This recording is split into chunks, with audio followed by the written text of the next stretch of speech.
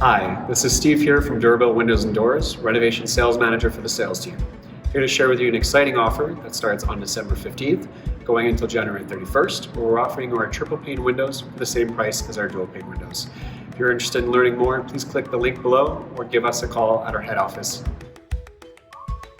My clients have been reaching out and explaining that since they've begun working more from home, that they're shocked to see the current state that their existing windows are in. With COVID-19, we've begun to offer both virtual and socially distanced in-home consultations. To start the process, simply go to our website and request a quote. Then, within 24 hours, a sales consultant will reach out to discuss your specific window needs. This year, renovate safely with Durabuilt Windows and Doors. So our clients often ask us, how do we know when it's time to do our windows?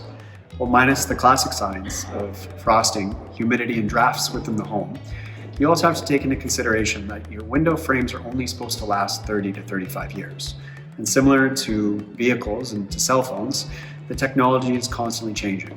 So renovating and choosing to renovate with Durabuilt allows us to incorporate the newest window technologies in your home. Another common question is, do you still install windows in the winter?